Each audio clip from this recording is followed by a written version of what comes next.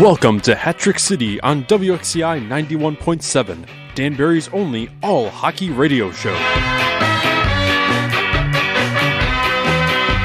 I know that some in our audience don't know the finer points of hockey.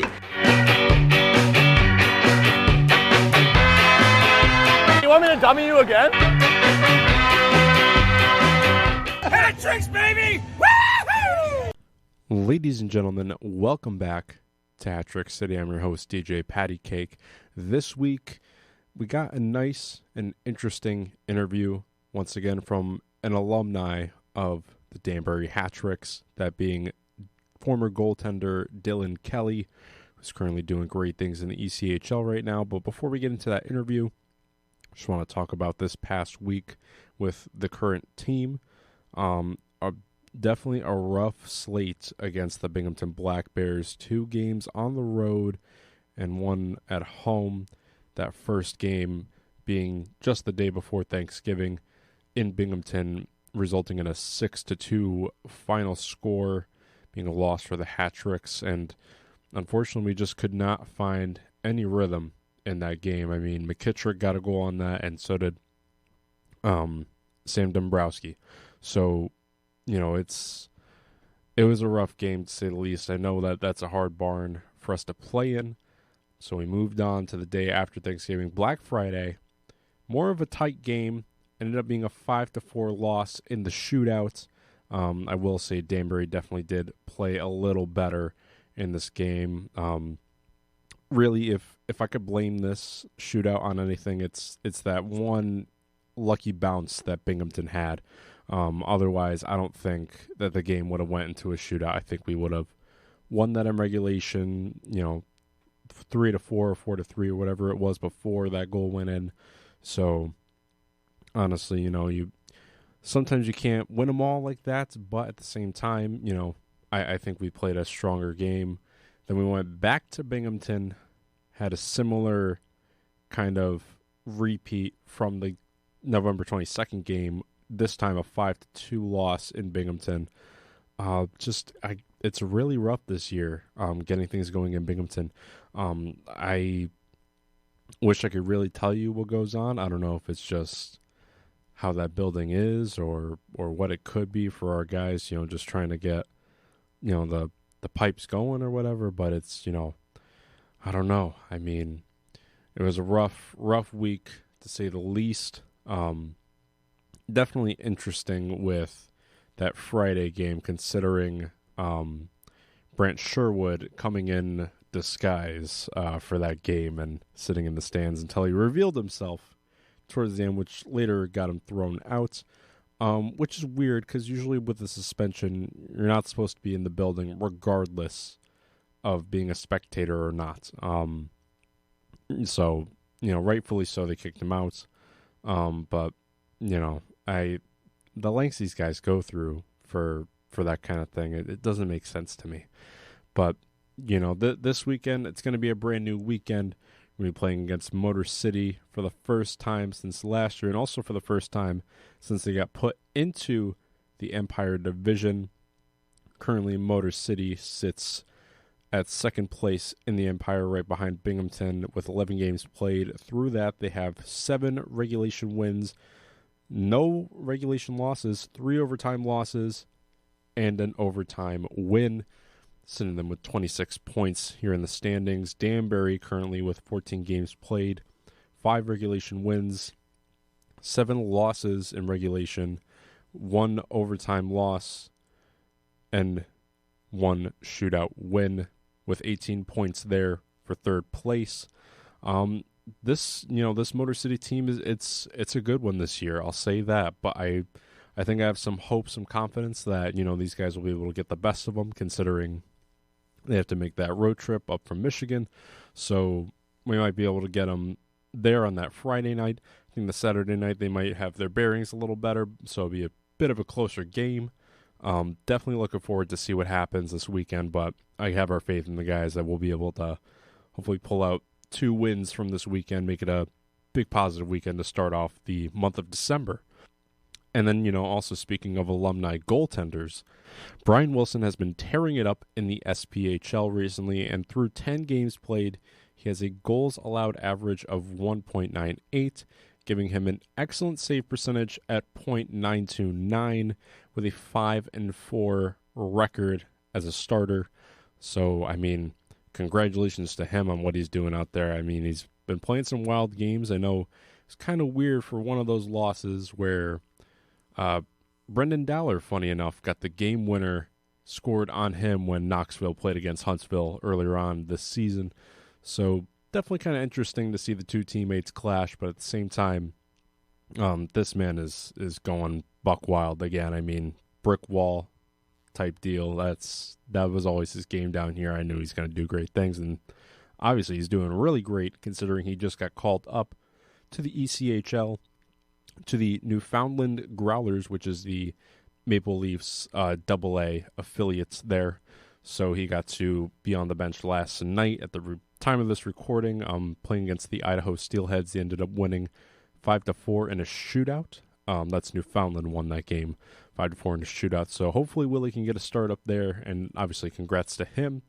And last week, if you missed it, episode 38, we had Michael Marquesan on the show to kind of recap what he's been doing over the summer and how he's been, kind of adjusting to that ECHL level of play. And shortly after that episode got released, he ended up scoring 2 goals in the game. So as of right now, through 13 games played, he has 3 goals and 4 assists for a total of 7 points, as well as 7 PIMs. I know 5 of those came from that great fight that he had about a week or so ago. So congratulations to the both of those guys for doing their thing out there on the coast. And again, hopefully we can pull out 2 wins against Motor City this weekend. I'm excited to see what happens. Excited to be back in the barn as always. And so stay tuned on Hat Tricks City for this very excellent interview we had with Dillon Kelley. How we doing, fellas? Doing good. What's happening on your end, DK? Where are you right now on the check-in? I guess you're with Kansas City now? Yep. Yeah. Still in Kansas City. So we take off tomorrow morning bright and early for Worcester, actually. Are you guys flying or driving? We're flying. So we'll play tomorrow's this is our out of conference road trip. We do one of those a year. Uh-huh. And this year we go to Worcester for a kids game on Wednesday at 10 in the morning. Wow. And then we play Friday, Saturday in Maine, and then we'll come home. Wow. Yeah. It's kind of rough how that in the ECHL, that out of division or road game. You could be in Orlando or Estero or any of these South Carolina, I guess. Probably nice this time of year, but I guess you guys drew New England. So last year we went to Florida and it was unreal. So that was nice. That was a treat. We spent a whole week down there. Dillon, you were here part of that great 2019-2020 season that kind of just unfortunately turned into a case of what could be because of COVID, what could have been and probably what should have been. But why don't you take us through your background? You were here, you had that great and impressive time here with the Hat Tricks, and then through perseverance and sticking around, you played some games in the AHL just a couple seasons ago. Could you take us through your beginning of your career and where you're from? Yeah, sure. So I'm from Petoskey, Michigan. My path has definitely been unorthodox, to say the least. I was actually a player until I was a freshman in high school. Wow. Played AA. Where I was from, there wasn't a whole lot of AAA. There was a couple teams like the Sioux Indians, but that was 2 hours north from me. And then I think the Ojibwa Eagles was one up in, I want to say Houghton was a AAA program. I don't think either were very strong. They weren't like the Little Caesars or Honey Baked, stuff like that. That's all down the Detroit area. But that was 4 hours from me. Those other 2 teams were, 4 hours north of me. So there wasn't really AAA hockey where I was growing up. So I pretty much grew up playing house and then AA hockey. Sorry, go ahead. I'm sensing a really interesting story about how you became a goalie. Yeah, we're getting there. Freshman year. So I've always loved goalies. I'd never played. I was a pretty good forward, but I always loved the gear. And I'd like at tournaments and stuff, I'd make friends with the goalies on the other team and all that good stuff and always play with their equipment. I thought it was cool. When I was really little, we would go to this like Detroit Red Wings summer camp for kids, and on like the last day, you get a picture in anyone's stall, and I don't like. There's like 3 years in a row, it was the goalie stall that here I am like getting my picture in front of, like never strapped pads on before, but freshman year, I finally was just like, yeah, I'm doing it. Like we like needed a goalie in like our end of the year tournament, my 8th grade year. And I was like, yeah, screw it. I'll do it. Like I'll hop in. And I did pretty well. We won the tournament. I got a shutout in the final. So I was like, all right, sick. Like finally get to play goalie. I loved it. I had some success. And I was like, yep, I'm sticking with it. And then freshman year was like my first full year as a goalie. I played house hockey because in high school you only play like, I don't know, 25 to like 30 some games maybe. And I would have had an older like partner, and maybe I played 10 games. I've never really played goalie before. So my dad was like, well, my parents were kind of like, well, if you really want to play goalie, like you'll play house this year and you play a lot more games, obviously. And I also had a goalie partner for the first time. Like it was also my first time kind of understanding, hey, you don't get to play every game either, like as a goalie, right? Like there's just a lot of things being a goalie you learn that like, you don't really realize when you're just a player out there trying to rip around and score goals. So they're like, yeah, we'll see how you like playing goalie for a full year, and we'll see how you like sitting on the bench. And we had a good year. Like it was good. Like I was loving it. Even sitting on the bench, I just like being in the gear. Like Yeah. it was all good and dandy. So then my sophomore, junior year, I played high school hockey. We weren't very good. I think my junior year, we won 3 games or something. 2 of them were shutouts. Wow. Yeah. So, but I got a lot of shots, got a lot of good experience, and I was playing catch up at that point. Senior year, I decided to try and like leave where I was from and go downstate to start playing junior, just so I had a better chance of. Really didn't know what junior hockey was, but I made an NA3 team, the Metro Jets. Is that out of Detroit? Yeah, out of Waterford. So I moved down there, went to high school down there. I still really didn't understand kind of what I was doing either. I got called up to the North American League to Port Huron. They just needed a goalie, like an e-bug or something, and we were close.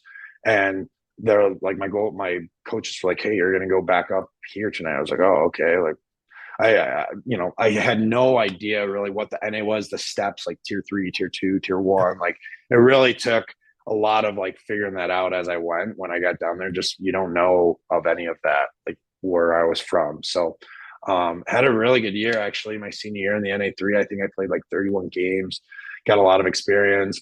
I got called to the USHL like at the end of that year to be kind of like an emergency backup as well, and got in a game. So here I am. I'm like 16. It's my 4th year as a goalie.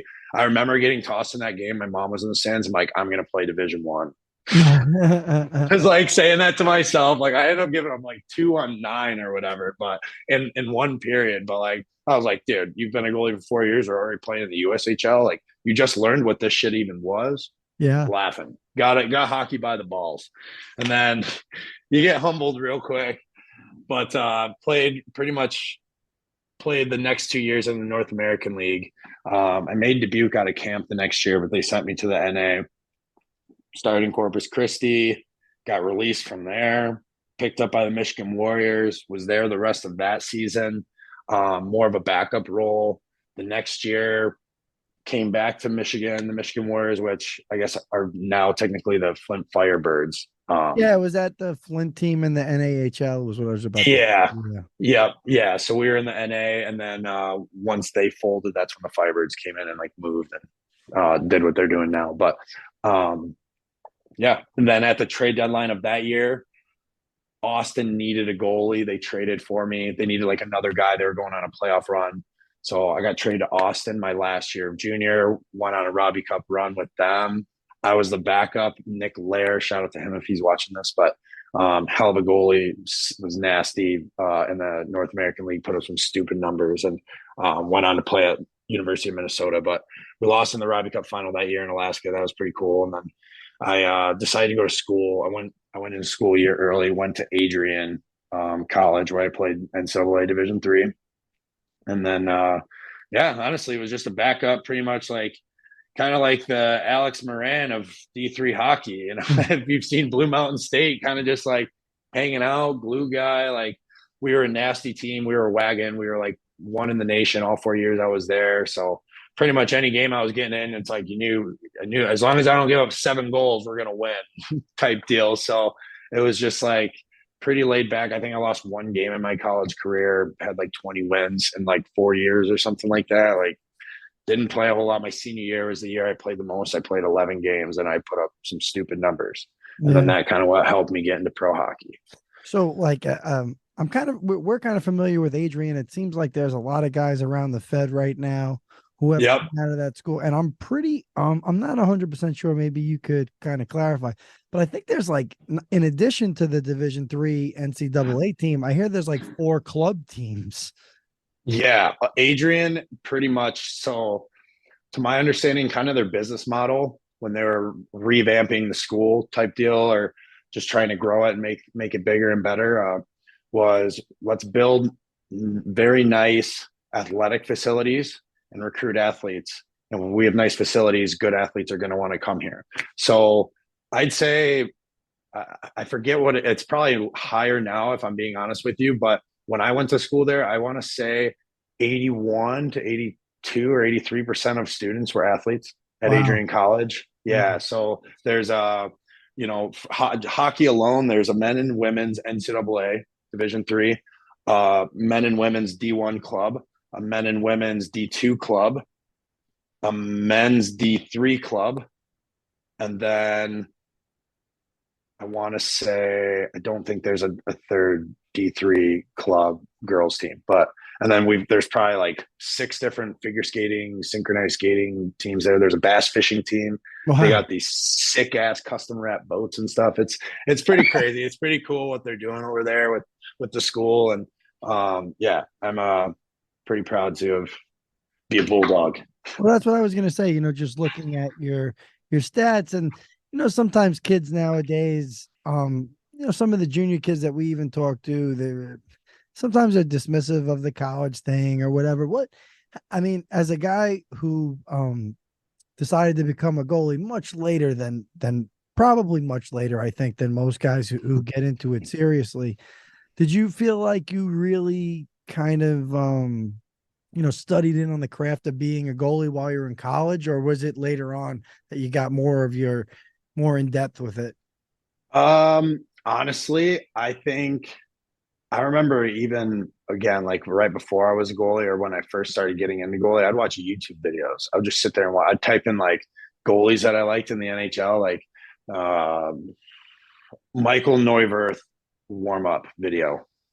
And there's always someone out there who records the freaking goalie during warm-ups. And I would just sit there and watch those videos over and over and just study like their movements, what they do, how they move, their body language, how they, just all these things. And kind of just like monkey see, monkey do.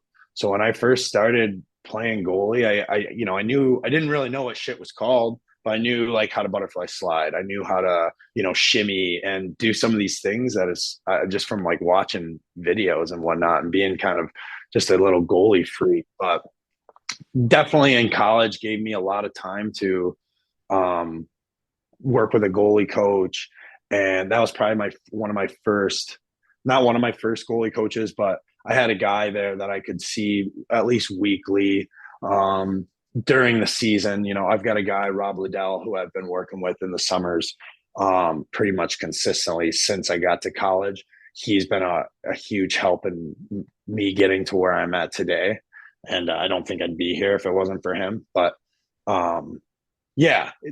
college, you just have so much extra ice time. You have great facilities, like a good weight room. It really gave me the opportunity to dive into the weight room and spend extra time on the ice. And just, I think the thing I was always lacking, though, was just like the game reps. I think that's the toughest part is like, I was always out there all day, every day on the ice, but the game reps are important for sure. Tell me a little bit about as a we here in the Federal Hockey League, in the trenches of the Federal Hockey League, we are starting to see Division One goalies. I mean, it's all NCAA D3 goalies mostly.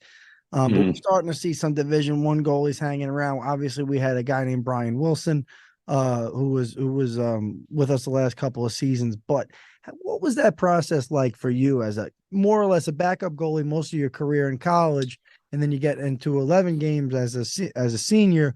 What was that process of pursuing professional hockey like for you? Did you have an advisor? Did you have this and that working for you? Honestly, I think about this often too. Because I look back, it's like, how the hell did you ever think you were going to play pro hockey with like 25 college games played or something like that? And I really just never had a doubt. I just always like had it in my mind, just like, yeah, I'm going to go play pro hockey after this. Like, that's just what's next. Yeah. It's just always in my head. That's what I was working towards going into my senior year. Like, I was like, yeah, this year is preparing me to go, play pro hockey. Like at the end of my senior season, I'm going to go play, this is for me to prepare to go play my first pro game. Whether I was the guy in college or not, I always knew and believed. I was like, I'm a pro goalie. I've got the size. I can move. I can skate. The way I play is I play a pro style game, and I knew I always kind of had that in me to go do it. And it was kind of just a matter of the opportunity. I never really had like a full on like an advisor, an agent that I paid, I guess, up until I started playing in like the ECHL and American League, and up maybe the last 4 or 5 years, or probably 3 years, I've been paying a guy for advising, he's my agent now. But I never really had anyone like that in college. I had people that who were those who would talk to me and I would keep in touch with or whatever, but no one that I officially worked with, I'd say. And I tell kids that I train this all the time, like, your best agent or advisor is going to be your teammates and your coaches. Ultimately, any advisor or agent who calls a coach to pump your tires, he knows that you're probably getting paid to pump your tires. So I mean, is he going to lie? Not completely, because his reputation and integrity is on the line too, as a reputable agent, right? So like, these coaches do rely on some of these agents to kind of help with their scouting and whatnot. But you can't lie completely. But at the same time, I am his guy. He's not going to like be like, well, you know what I mean? So, but a head coach is also going to know you through and through as a human being and as a player. And I think, my head coach at Adam Krug really helped me get my first opportunities in pro hockey. And then kind of from there, it's just, you got to make the most of it. Coming from a high end D3 program, I think that really helped me. And I did have some really good numbers my senior year. So I was able to go to the coast right away, which I think is also big. Like that, at least that first summer, now having like, it's on my elite prospects that I was in, Norfolk, right? I did play in a game. I dressed for 2 games. So now I'm coming from the coast. It makes it a little bit easier to at least sign an SP deal, right? Oh, let me ask you, you like a lot of college seniors in college hockey, you get those initial pro opportunities right there at the end of senior year. Usually for many, sometimes obviously we've seen it as high in the AHL and the NHL. You've seen it times, but I mean, for many college seniors, especially from the D3 ranks, it usually comes in the ECHL or possibly the SP or the Fed. But how did you get that opportunity specifically with Norfolk? How did it work? Is it just a random phone call that comes through? Is it a DM? How does it work these days? Yeah. So I everything went through my head coach. I was trying to sign. I almost signed in the SP like maybe a few days earlier before, and that fell through. So at that point, it had been like a week, maybe 2 weeks since our season had ended. So the window of like signing to go do something before, the end of the year. It was kind of like closing. So I was kind of getting to the point where I was like, oh, okay, well, shit, like might not be, might not be signing somewhere to go play a couple games this year. I'm just going to have to wait and sign a contract in the summer, PTO or whatever. And then I got a call from my coach. I'm walking to sign language class and I got a call from my coach, Adam Krug, telling me, hey, like Norfolk's going to give you a call here. They need a guy. They're going to bring you and Taylor McCloy, who was actually my freshman roommate as well. So it was pretty cool that, we came in freshman roomies together at Adrian. Now we're both going off, hopping on a flight together to go play our first pro games together. So that was pretty special, but I started there. And then I'm kind of like, oh, okay. So I'm just kind of waiting outside class here. And the coach calls me right after, tells me they're bringing me in, blah, blah, blah, blah, blah. And I just had to go in and tell my sign language teacher I was leaving. And she was like, well, it's not excused. So I'm like, oh, sick. Great. Well, I get to go play for hockey, but I'm getting a C- now in sign language. So that's cool because of attendance. But mostly goes to the coaches, and then your current coach will call, and then the new coach will call. And then you got your most action, you saw your most action kind of directly after college in the 18-19 season between the SP and the ECHL. How did that work out, and how did that lead you to Danbury after that season? Yeah, no, I always kind of laugh about that too. I was like, I really didn't get to start playing. Like my first year as a true starter was like my first year pro. So that was awesome. Honestly, that was probably just one of the easier seasons for me to play because I was in there all the time. And I got called to the ECHL that year too. I think when I came back from that, I struggled a little bit.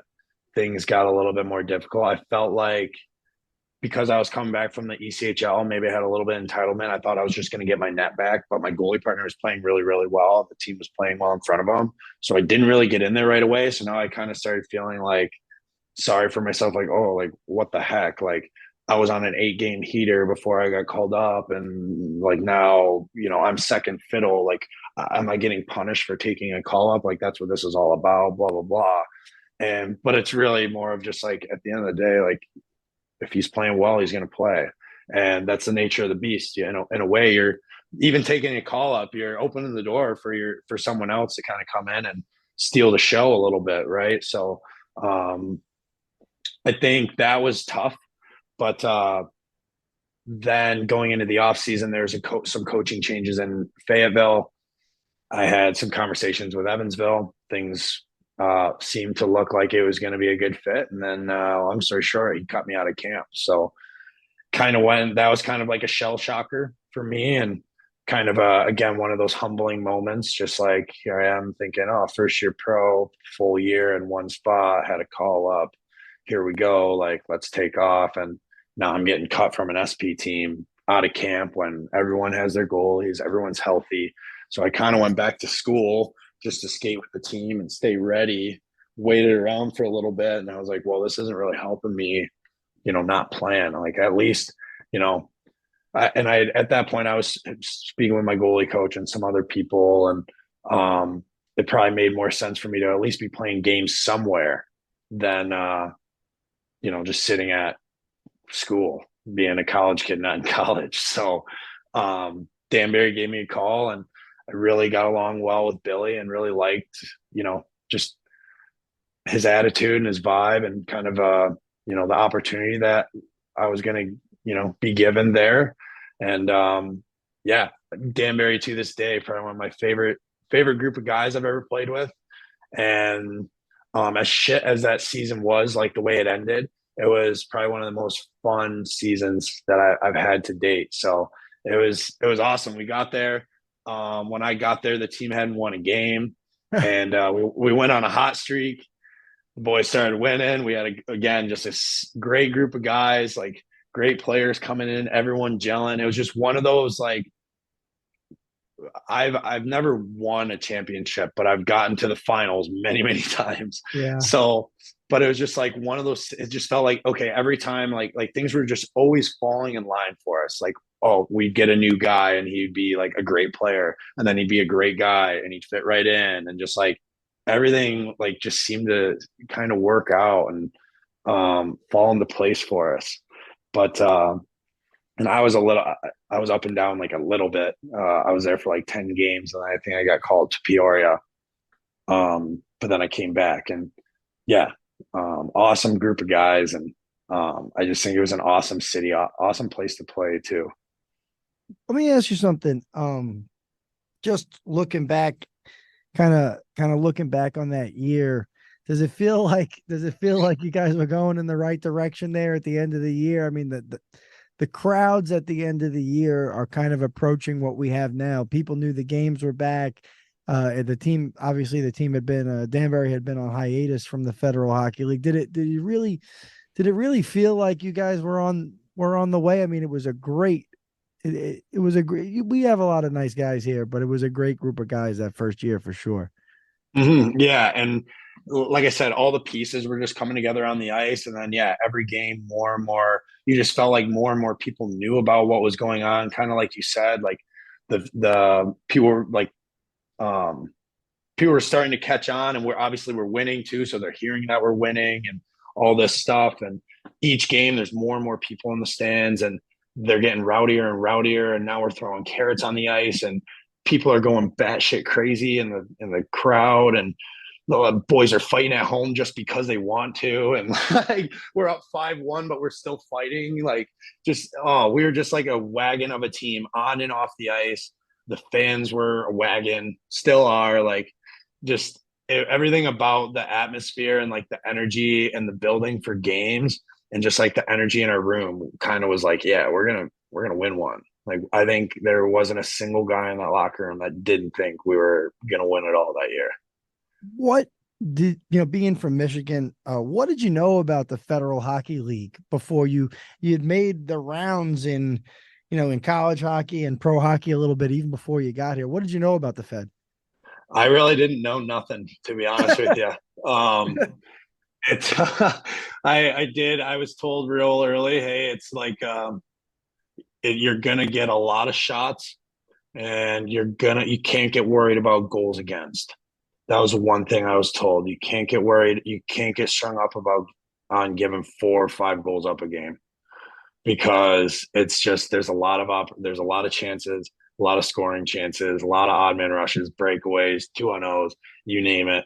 And that was, I think, the one thing that I was warned, like, hey, there's going to be games you're going to give up 4 or 5 goals, but you might win those games 8-5.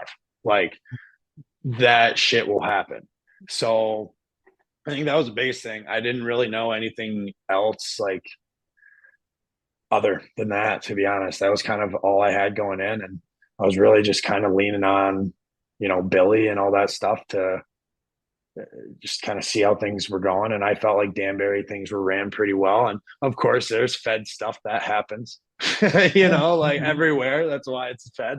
But for the most part, like it was a lot of fun. I think just, again, the guys, like, I feel like the lower you play, the better the guys are, because they're just they're there that much more for just the love of the game and being with the boys, and money. You're not there for the money.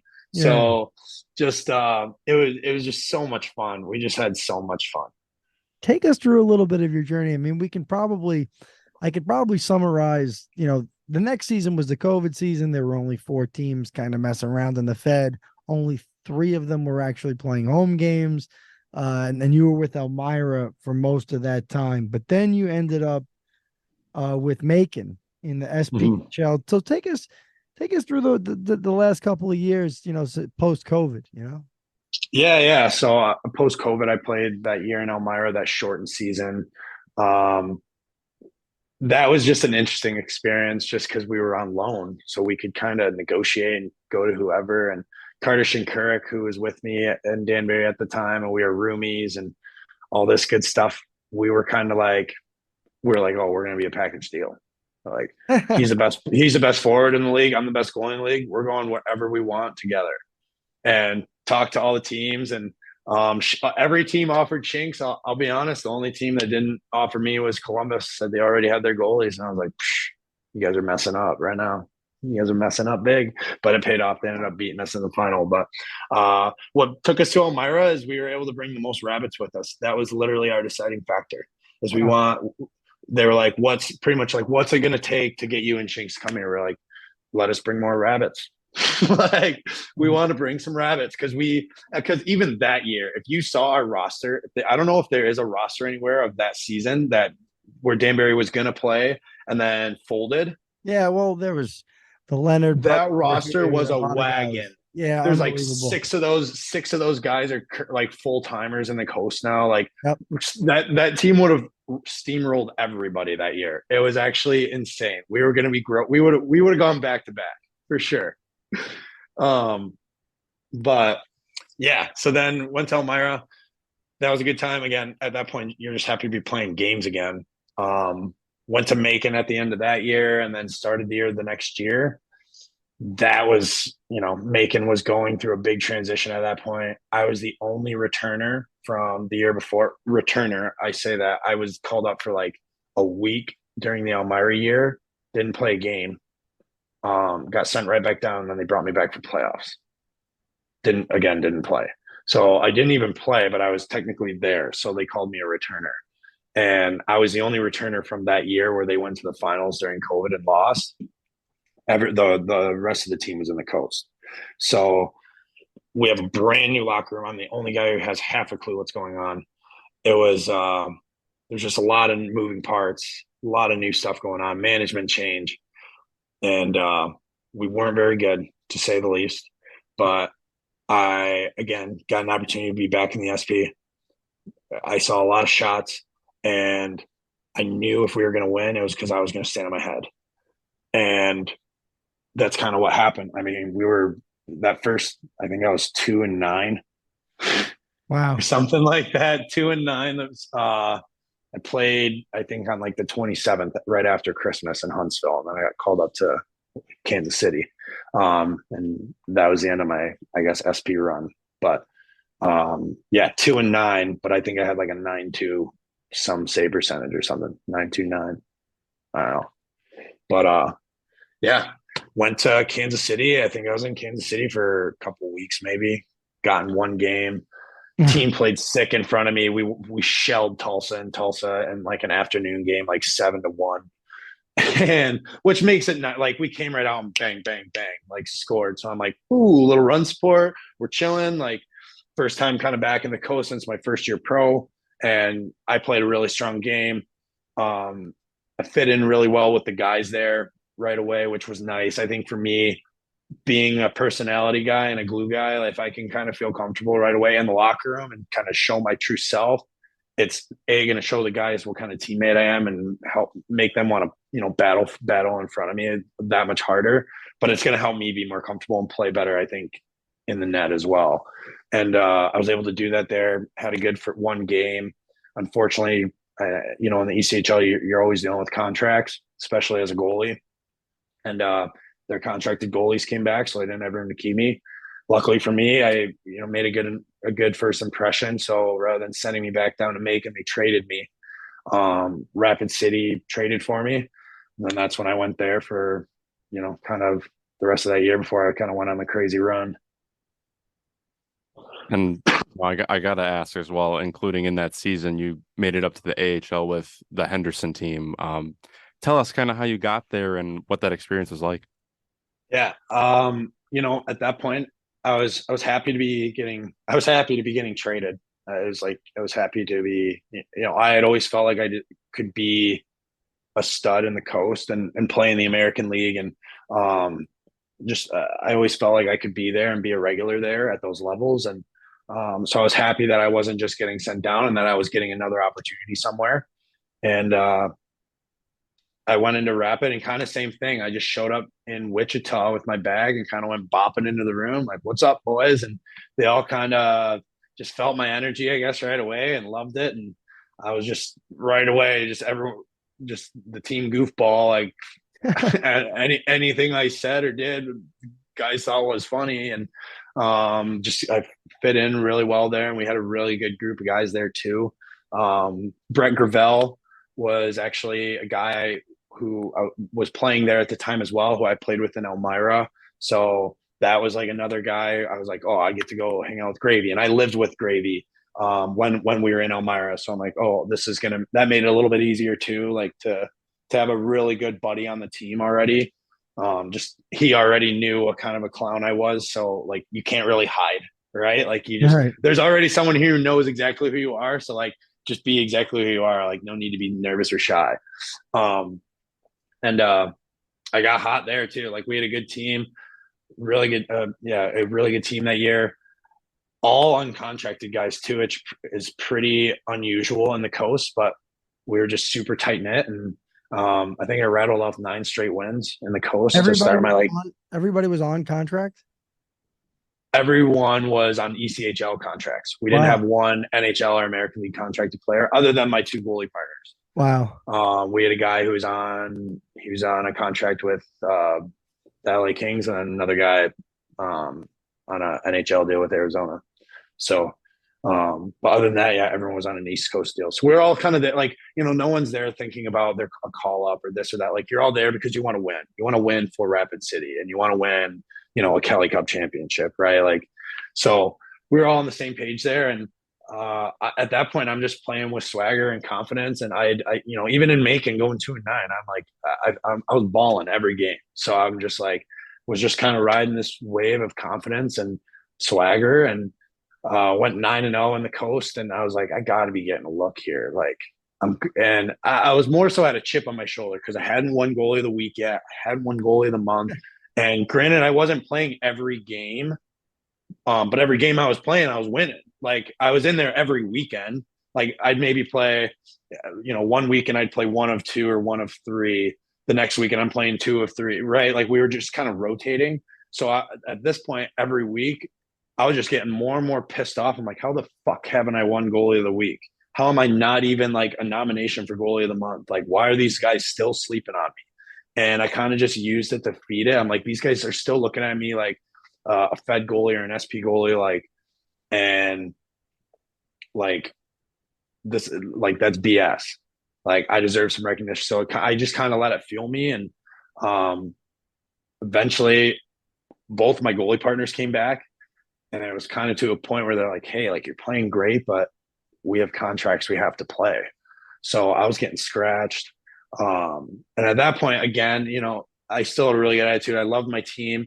I was more so happy that I didn't have to worry about getting shipped around again. I didn't really want to continue. I really felt like I found a home and a team in Rapid City, and I didn't want to have to jump to another team somewhat late in the year and go through all that again, or get sent back down to the SP. So even if I was third pony, I was happy to just at least I was like, hey, I've proven myself here at the coast and I'm sticking here. Like that's great. And both of my guys were on contracts. So there's things happen. They're going to get called up. And ultimately I'm playing unreal. So when it comes time to win a championship, they're going to play that. Like I've given them no choice kind of deal. But it was right at that point too, where Henderson needed a goalie. And, long story short, I got the call. And it was funny. I was getting scratched, and the boys were going on the road, and I was getting scratched and left at home. And then I get a call saying I'm getting called to the American League. And that happened in a hurry. Like at that point, I was kind of just in a little bit of shell shock. Just like, damn, like heck yeah, like you find like there's that recognition I've been waiting for. And I knew my parents were going to be, dumbfounded and super excited. So I called them, and it happened pretty quick. I think getting in the games too, like was it couldn't have happened any better way. When they called, no one mentioned anything about me playing at all. Like not even a lick. Like my coach, their coach, the GM, because it was kind of the same deal. My coach called me, said, "Hey, Henderson's going to call you. I think you're going up, blah, blah, blah." And then now you're waiting. I'm like just walking laps around my apartment. And it's almost, I always wonder if they like are toying with it, because he probably waited like 40 minutes after I heard from my coach to give me a call. And I'm like, dude, it's falling through. It's Right. not happening. And he calls finally, and then the GM will call, and then the head coach will call, and then the goalie coach will call. And at this point, I'm just like panicking because I got to get packed and I got a flight in like a couple hours. And I think actually, no, the way it happened was I flew out the next morning, met the team in San Diego on a Friday, and we had a home and home with San Diego. And I backed up Friday night and in San Diego, and then we bussed back after that to Henderson, and we played. Hey, that's enough. Sorry, got a dog over here. And we played at home against San Diego Saturday night. Still no word really of me playing, and we get off of the bus, and I'm honestly at this point, I don't think I'm playing. Like, I really don't think I'm playing. Goalie coach calls all of us over. And he's like, hey, like, we don't know the plan yet. Or at that point, it was just me and one other guy, one other goalie who were there. He's like, yeah, we'll let you guys know what the plan is. I'm like, oh, okay. And I'm walking away from him telling me that. I'm like, I know there's no way I'm playing. Thinking like they haven't even really seen me play. Like, I flew in today. They saw me in a warm up that I was a pregame warm up that I was backing up in. So, you know, I maybe took 12 shots and I'm probably getting shelled, you know, because anytime the backup's in there, that's when guys just start ripping pucks. So I'm like, I can't imagine like they're going to play me. And didn't hear anything the next morning, didn't hear anything. So I'm going to lunch. And at this point, I'm like, okay, I haven't heard anything. I'm probably not playing. And then I get a text at like noon saying, hey, you're in. Congrats. Like, have fun with it and good luck. And instant sweats and panic come across me at the lunch table. And I was definitely a little nervous, but very excited. And my parents were excited. And once I got there, I was kind of like, this is once it settled in, it was just like that initial panic. But then it's kind of like, I really didn't feel nervous at all. And I think throughout that whole first game, I probably one of the more relaxed games I've ever felt, like emotionally and whatnot. And all of my career, probably just, I was so calm, but I think my mindset was just like, you've got nothing to lose. Literally less than a year ago, you were playing in the Federal Hockey League, and all you wanted was an opportunity to like test your game at this level. So now you get to see where your game's at this level. And if anything, it's just cool to get to see where you're at. And I played well. We won in a shootout. And then I ended up kind of sneaking out and greasing out a couple extra stars because, like the next game was like on a Wednesday. After I won in the shootout on that Saturday, I was supposed to back up. And there's an injury in Vegas. And this kind of like was my first little taste of shit, how fast it can happen, at least up there. And we're going to the rink, like we're pulling up to the rink to warm up for this game. We're back in San Diego. And goalie coach calls myself, Patera, who's the starter there at this time. And then Isaiah Seville, who had just joined us a day before. And he had just finished college. He was like a draft pick. Who just finished his college season, and now he was joining us for probably the rest of the year. And they call us all three over, and they're like, hey, there's an injury to Brossois in Vegas. Patty, you're out. You're scratched because you're our only contracted goalie. You're probably going up tomorrow. DK, you're starting now. And Seville, you're going to back up now. Seville was supposed to just be in the stands, like kind of getting a feel for it. Yeah. I was supposed to back up, and Patty was supposed to play. And now all this shit turns. Patty goes up the next day. I played really, really well. We lost, but I only gave up two. We lost 3-1. They got an empty netter, and I played very well. So now I'm like, okay, I've played 2 games in the American League. One's a win, one's a sick game. Like, I'm starting to get a little cocky. I'm like, oh, okay. Like, now I'm also, okay, it's me and a college kid who's never played a game. I called my mom. I was like, I'm a starter. I'm the starter in the American League right now. Like, I don't know how the hell this just happened, but my goalie partner is now in the NHL, and I'm all they have. Like, so it's like if something else happens, bang, there goes Donkey up there to the show. So like, it was just just crazy, and kind of just at that point, I'm just kind of riding the wave and riding the high of it all and having fun with it. That third game was humbled a little bit.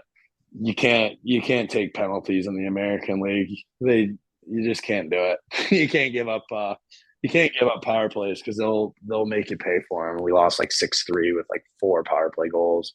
Oh. Like, yeah, like I over half the goals I gave up when I was up there were power play goals. But This is all particularly impressive considering that like you're getting scratched and left home in Henderson, which is very much like essentially the Las Vegas metropolitan area, very much, right? You're like right there. oh yeah, So it's oh like yeah. probably very tempting to go messing around if you know you're not going to play, huh?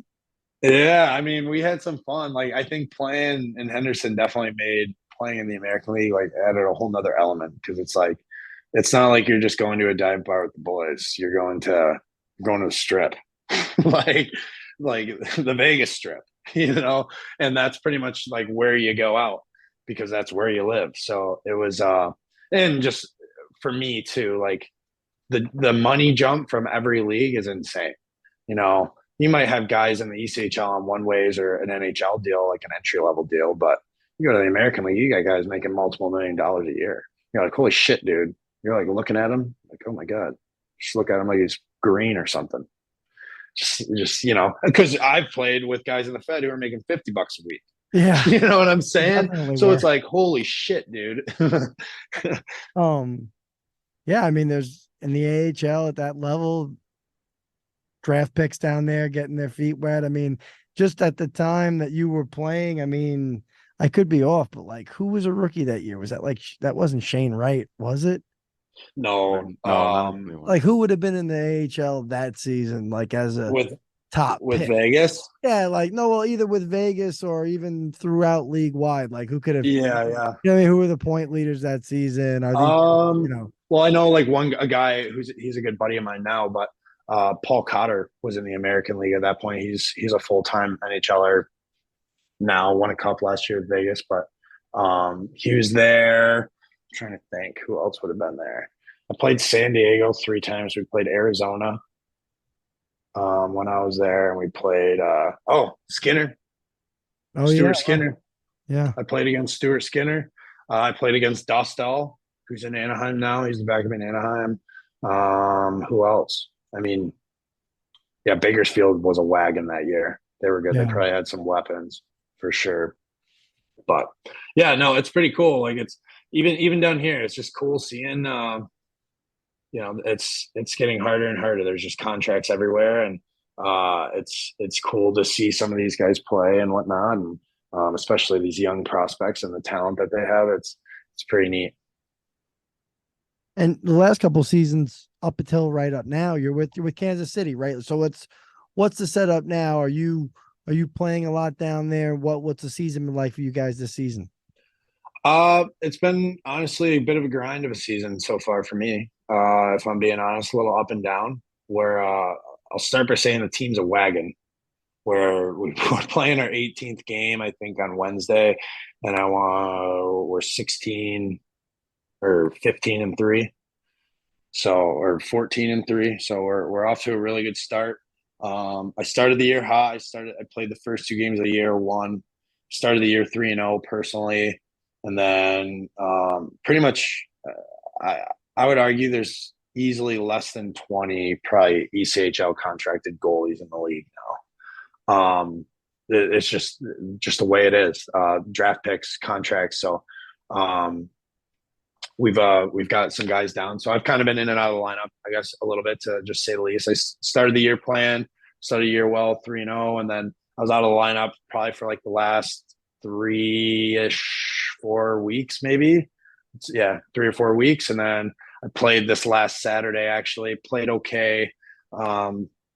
Just, it's tough when you're not in there all the time. Didn't play my best. I'd say probably C+, B-, but I would say that was probably as a team, we probably played about a C+ as well. So it is what it is.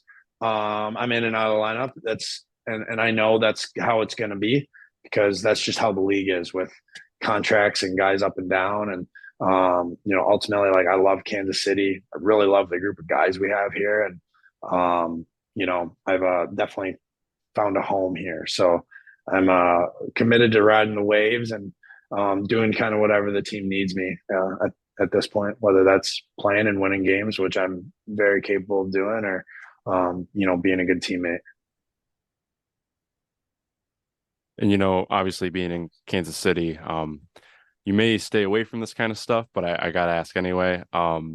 Do you and the boys kind of go out to any barbecue spots? Because Yeah, I know they got barbecue. barbecue spots out there. When we went to Oh yeah, yeah, we say this on every other episode. When we went to Carolina, in the 4 days that we were there, we ate at about 6 barbecue spots. So wow. yeah, what's happening in Kansas City, man? Yeah, man, there's some good barbecue, and I'll be honest, I'm actually a big barbecuer myself. I Oh, have a smoker on my balcony. Oh, wow. Yeah, so I'm kind of the team meat guy for sure. I'm the man with the meats. We actually just did a little team like Friendsgiving last night, and I smoked a brisket for us. But Q39 is a really really good one. In Kansas City, I want to say it's Slaps Barbecue is another one. And I know Travis Kelce has a video out there of something like his top 5 around, but there's so much good barbecue. It's pretty cool. awesome. It's a fun city to be in too. It's not every city in the ECHL is a pleasure to be in, and I definitely think Kansas City is one of those cities that at least it's a fun place to play. They take very good care of us here. We have really nice apartments, and but you have a city, like you have a nightlife. There's stuff to do, and it's a nice area. So the rink is in Independence or Kansas City? The rink's in Independence, and we live in Independence too. But like down, and that's Missouri. But like downtown Kansas City is like 20 to 30 minutes away. Like it's a pretty quick Uber ride. And like if you're going to like the Power and Light District, that's probably like 30 minutes. That's kind of where like everyone goes to watch the Chiefs games. The Chiefs Stadium is kind of just outside of Kansas City. That's actually probably closer to us. But yeah, it's pretty close. That's awesome. Well, Dillon, thank you for coming on again, man. And obviously, best of luck to you this week against Worcester. Best of luck, buddy. Thanks, guys. Appreciate it.